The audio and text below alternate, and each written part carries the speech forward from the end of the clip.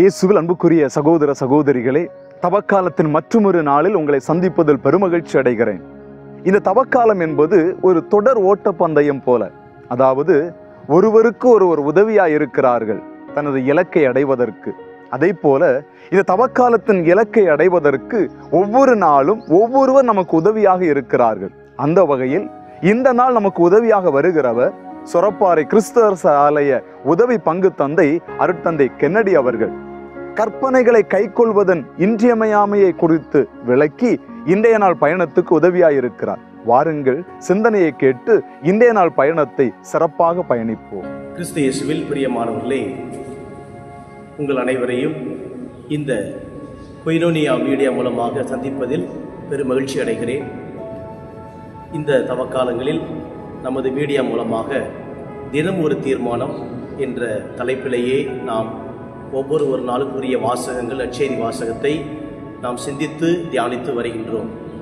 இந்த நாளில் நமக்கு கொடுக்கப்பட்ட இந்த நற்செய்தியானது மத்திய நற்செய்தியிலிருந்து எடுக்கப்பட்டிருக்கிறது. மத்திய நற்செய்தியிலேயே இயேசு சொல்லுகிறார், திருச்சட்டத்தையோ இறை வாக்குகளையோ நான் அழிக்க வந்தேன் என நீங்கள் எண்ண வேண்டாம், மாறாக அவற்றை அழிப்பதற்கல்ல நிறைவேற்றுவதற்கே வந்தேன் என்று சொல்லியிருக்கிறார். திருச்சட்டம் என்று சொல்லும் பொழுது கடவுளுடைய கட்டளைகளை குறிப்பிடுகிறது. கடவுளுடைய கட்டளைகள் என்று நாம் பார்க்கும் பொழுது தொடக்க நூலில் நாம் படிக்கின்றோம். ஆதாம் ஏவாளை கடவுள் படைத்த பொழுது கட்டளைகளை கொடுக்கிறார். அந்த கட்டளைகளின் நிமித்தம்தான் அந்த சாத்தான் ஆண்டவர் இந்த வார்த்தைகளை சொன்னாரா என்று உறுதி செய்து கொள்கிறது. உறுதி செய்து கொள்ளும் பொழுது கட்டளைகளிலிருந்து நாம் தவறி விடுவதற்கு சாத்தான் நமக்கு ஒரு சூழ்ச்சி செய்கிறது. அதனால்தான் பாம்பு மிகவும் சூழ்ச்சி மிக்கதாக இருந்தது என்று தொடக்க நூலில் நாம் படிக்கின்றோம். ஆகவே ஒரு கட்டளைகளை, கடவுளுடைய கட்டளைகளை நாம் கடைபிடிக்கும் பொழுது இந்த சாத்தான் ஒரு சூழ்ச்சி செய்கிறது.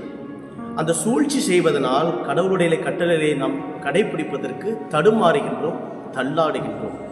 ஆகவே இந்த இடத்திலேயே திருச்சட்டத்தையோ இறைவாக்குகளையோ, இறைவாக்குகள் என்று சொல்லும்பொழுது திருச்சட்டம் அது ஆண்டவரை தான் குறிக்கிறது, இறைவாக்குகள் என்று சொல்லும் பொழுது அதுவும் ஆண்டவரை தான் குறிக்கிறது. அதனால் தான் திருச்சட்டத்தையோ இறைவாக்குகளையோ நான் அழிக்க வந்தேன் என நீங்கள் எண்ண வேண்டாம், அவற்றை அழிப்பதற்கல்ல நிறைவேற்றுவதற்கே வந்தேன்.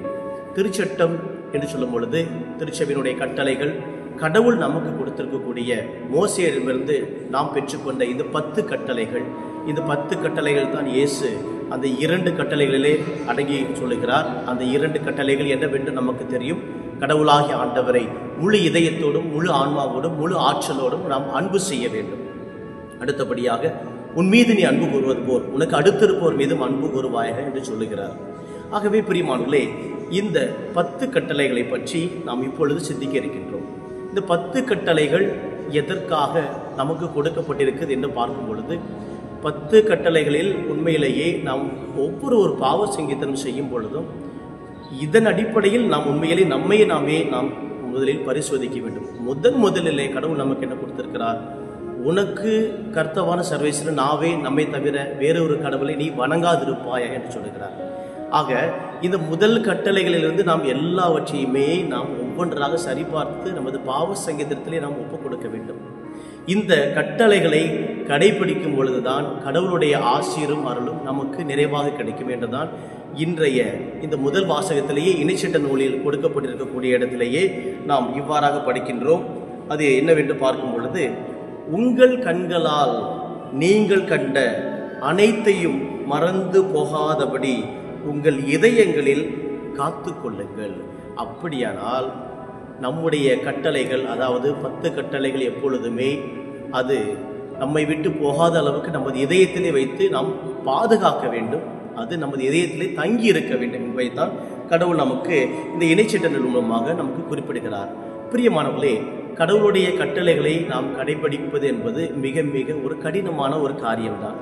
இந்த கட்டளைகளை கடைபிடிக்கும் பொழுதுதான் நமக்கு ஏராளமான போராட்டங்கள், சோதனைகள், பிரச்சனைகள் எல்லாமே நமக்கு ஏற்படுகிறது.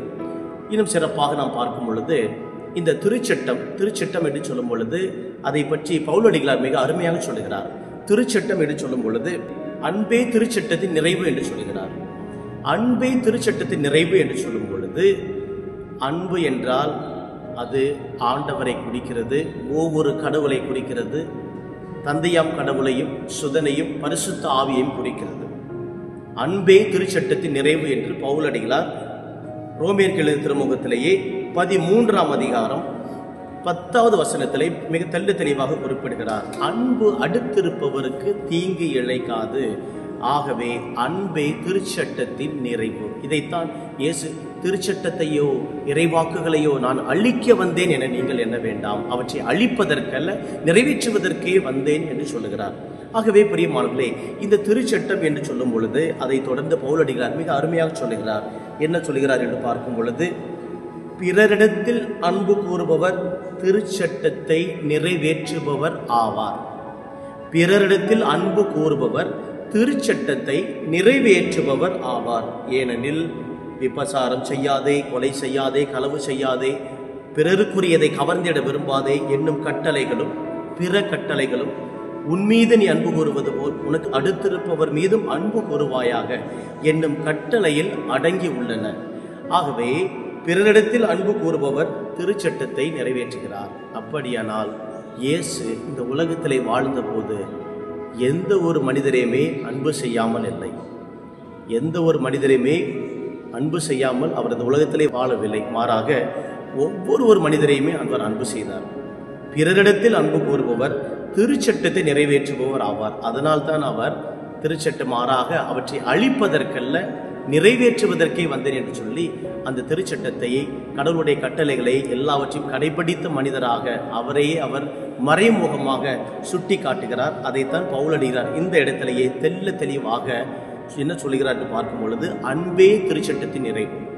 ஆகவே கடவுளுடைய கட்டளைகளை நாம் எப்பொழுதெல்லாம் கடைபிடிக்கிறோமோ அப்பொழுதெல்லாம் நாம் எல்லாவற்றையும் உண்மையிலேயே கடவுளுக்கு உரிய கடவுளுடைய பிள்ளைகளாக நாம் மாறுகிறோம். அன்புக்குரிய பிள்ளைகளே, இன்னும் இந்த உலகத்திலேயும் நாம் வாழும் பொழுது கடவுளுடைய கட்டளைகள், கடவுள் இந்த உலகத்தை படைத்த பொழுது ஆதம் எவ்வளவுக்கு கட்டளைகள் கொடுத்தார். அந்த கட்டளைகளிலிருந்து தவறி விடுகிறார்கள், கீழ்ப்படியாமல் இருந்து விடுகிறார்கள். அதன் வழியாகத்தான் இந்த சாத்தான் ஒரு சூழ்ச்சியை செய்து கொண்டு உள்ளே நுழைகிறது. இந்த காலகட்டத்தில் நாம் பார்க்கும் பொழுது எல்லா உலகத்திலுமே இந்த ஒவ்வொரு இடத்திலுமே நம்மை சுற்றி ஒவ்வொரு மனிதரிடத்திலும் ஏராளமான ஒரு குழப்பங்கள், பல்வேறு விதமான கவலைகள், பிரச்சனைகள், போராட்டங்கள் அவர்களை தாக்கி கொண்டிருக்கிறது. ஏதோ ஒரு விதத்திலேயே அவர்கள் திடீரென்று ஒரு தற்கொலை என்ற ஒரு நிலைக்கு அவர்கள் செல்லுகிறார்கள். அந்த தற்கொலை நிலைக்கு என்று செல்லும் பொழுது அது உண்மையிலேயே தனது படைத்த கடவுளை விட்டு அவர்களுடைய ஆன்மாவானது அவர்களை விட்டு, ஆண்டவரை விட்டு அகன்று போகிறது. இதை நாம் முற்றிலுமாக நமது வாழ்க்கையில் தெரிந்து கொள்ள வேண்டும். எனது அன்புக்குரியவர்களே, இந்த கட்டளைகளைத்தான் நாம் உண்மையிலேயே 10 கட்டளைகள், திருச்சட்டத்தை இவற்றை எல்லாம் கடைபிடிக்கும் பொழுது அந்த தற்கொலை என்ற ஒரு சூழ்நிலை வருவதற்கு வாய்ப்புகளே இல்லை. மாறாக, ஏனென்றால் அந்த தற்கொலை செய்கின்ற ஆன்மாக்கள் உண்மையிலேயே நரகத்திற்கு தான் செல்ல முடியும். பிரியமானவர்களே, இதை நான் ஒரு சாபமாகவோ ஒரு விதமான ஒரு மக்களை தூற்றுவதற்காக நான் சொல்லவில்லை. மாறாக, ஏதேன் தோட்டத்தில் இருக்கும் பொழுது அவர்கள் சந்தோஷமாக இருக்க வேண்டும், கடவுளோடு இணைந்திருக்க வேண்டும் என்றுதான் தந்தையாம் கடவுள் இந்த உலகத்தை படைத்த பொழுது விரும்பினார்.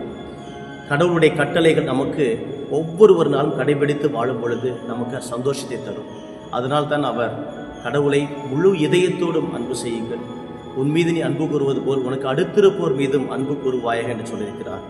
பிரியமானவர்களே, தினம் ஒரு தீர்மானமாக இந்த நாளிலேயே ஒவ்வொரு நாளும் உங்களுடைய குடும்பத்திலேயே கட்டளைகளை கடைபிடிப்பதற்கு நமது பிள்ளைகளுக்கு சொல்லிக் கொடுக்க வேண்டும், நாம் கடைபிடிக்க வேண்டும்.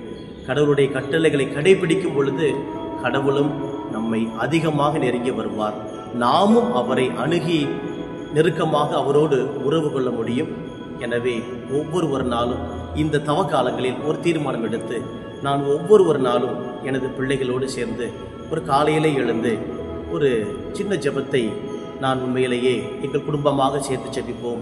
என் உயிரே ஆண்டவரை போற்றிடு, என் முழு உள்ளமே அவரது திருப்பேரை ஏந்திடு, அவருடைய கனிவான செயல்கள் அனைத்தையும் மறவாதே என்று சொல்லி ஒரு வரி ஜெபங்கள் சொல்லி நமது குடும்பத்திலே ஜெபிக்கும் பொழுது அது கடவுளுடைய கட்டளைகளாக மாறுகிறது. பிரியமானவர்களே, எனவே இப்படிப்பட்ட ஒரு ஆசீர்வாதத்திற்காக இந்த நாளிலேயே நாம் தொடர்ந்து ஜெபிப்போம். ஆண்டவரின் ஆசீரும் அருளும் உங்கள் அனைவரோடும் உங்கள் குடும்பங்களோடும் என்றும் இருப்பதாக. ஆமீன்.